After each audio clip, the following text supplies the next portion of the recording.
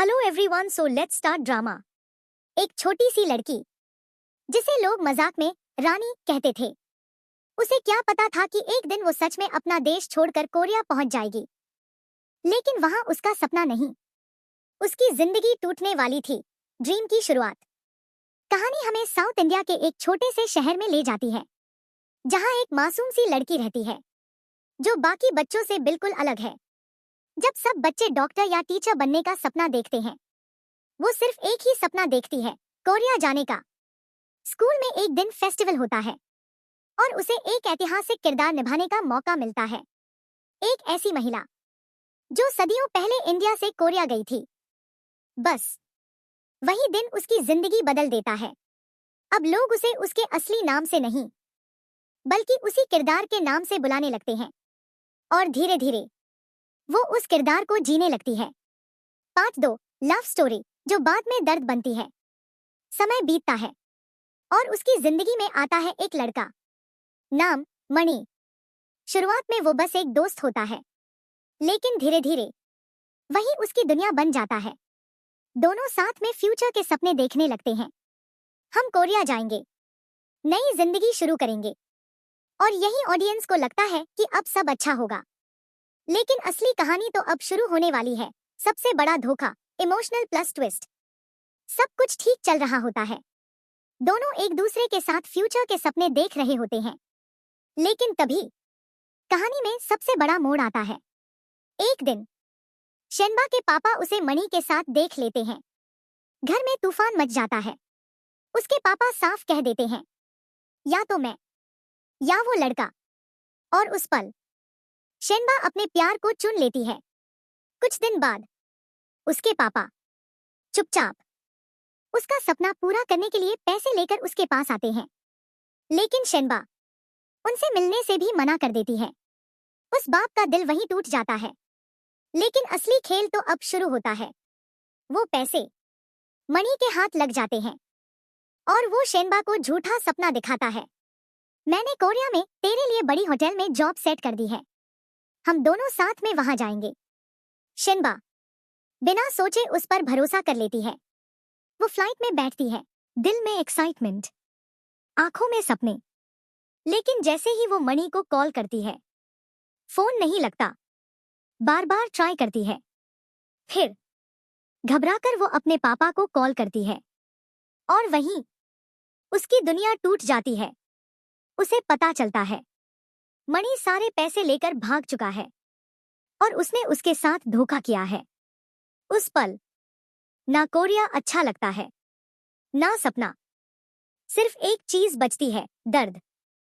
वो फ्लाइट में बैठी बैठी फूट फूट कर रोने लगती है।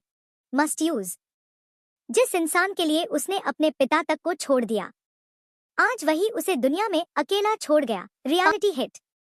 लेकिन उम्मीद अभी बाकी है। धोखे के बाद जब शेनबा कोरिया पहुंचती है, उसके अंदर सब कुछ टूट चुका होता है। ना कोई अपना, ना कोई रास्ता। तभी एयरपोर्ट पर उसे एक जादूगर, स्ट्रीट मैजिशियन दिखता है। वो अपने छोटे छोटे ट्रिक्स से लोगों को खुश कर रहा होता है। शेनबा कुछ पल के लिए उसे देखती है और पहली बार उसके चेहरे पर हल्की सी मुस्कान आती है। उसी पल उसे एहसास होता है, जिंदगी चाहे जितनी मुश्किल हो, मैजिक अभी भी बाकी है। कुछ दिनों तक वो एक होटल में रुकती है। रोज खर्च बढ़ता जाता है, पैसे धीरे धीरे खत्म होने लगते हैं। और फिर एक दिन होटल वाले उसे बाहर निकाल देते हैं। अब वो पूरी तरह अकेली है। भूख, थकान और दर्द लेकर वो सड़कों पर भटकने लगती है। उसी हालत में वो सोजू, कोरियन ड्रिंक, पीने बैठ जाती है, शायद दर्द को थोड़ा कम करने के लिए। तभी उसकी मुलाकात होती है एक कोरियन लड़के से। वो उससे बात करने की कोशिश करता है। शुरुआत में शेनबा इग्नोर करती है, लेकिन धीरे धीरे दोनों के बीच बातचीत शुरू होती है। अब वो रोज मिलने लगते हैं। छोटी छोटी बातें, हल्की हंसी और थोड़ा सा सुकून। वो लड़का उसकी हालत समझ जाता है और एक दिन वो उसके लिए एक जॉब अरेंज कर देता है। उस पल शेनबा को पहली बार लगता है कि शायद सब खत्म नहीं हुआ है। कभी कभी अजनबी लोग हमारी जिंदगी में वो कर जाते हैं, एक राज और नई शुरुआत। धीरे धीरे शेनबा की जिंदगी थोड़ा स्टेबल होने लगती है।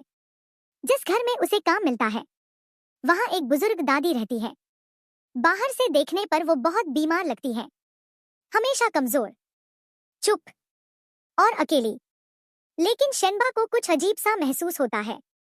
एक दिन वो दादी को चुपके से ऑब्जर्व करती है और अचानक उसे सच पता चल जाता है। वो दादी असल में बीमार नहीं है, वो सिर्फ नाटक कर रही होती है।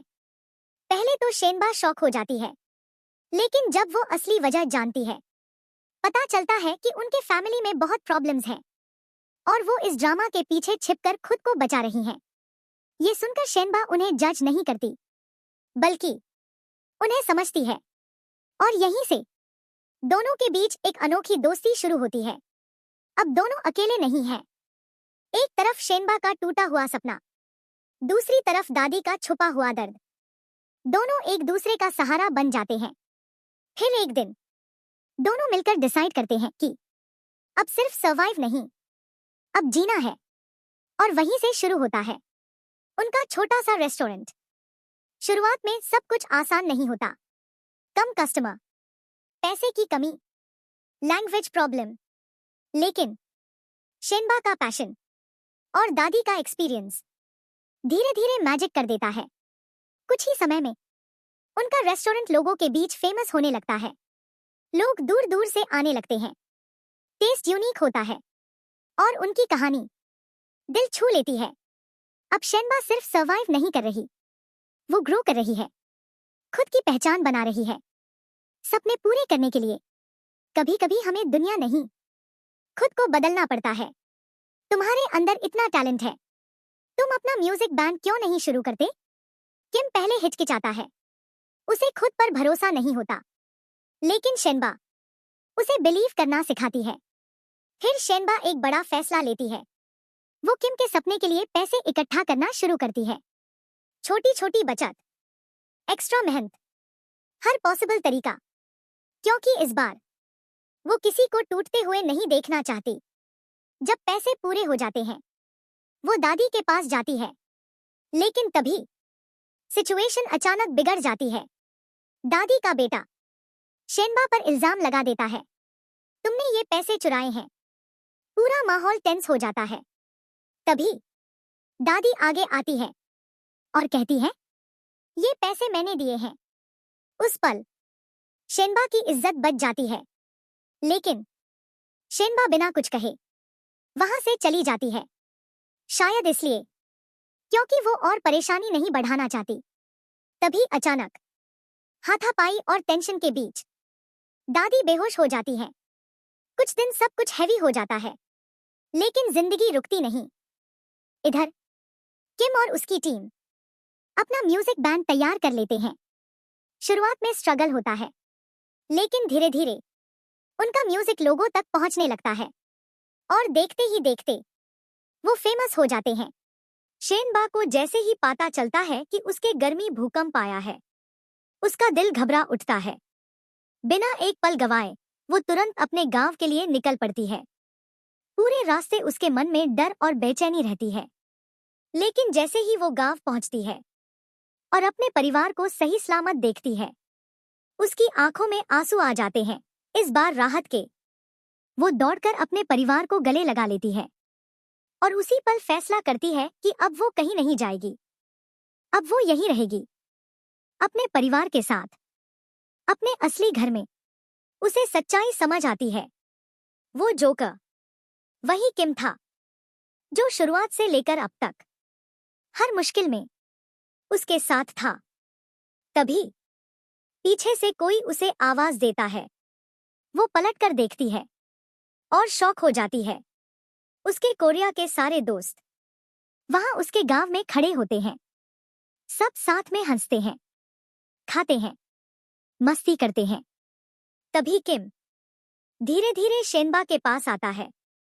उसकी आंखों में सच्चाई होती है और वो कहता है, जब मैंने तुम्हें पहली बार देखा था तभी से मैं तुमसे प्यार करता हूँ। तुम बहुत मासूम हो। I love you. शिनबा कुछ पल चुप रहती है, क्योंकि इस बार वो जल्दी फैसला नहीं लेना चाहती। तभी उसका भाई आगे आता है और कहता है, मणि पकड़ा गया है। अगर तुम कहो तो मैं उसे खत्म कर दूं।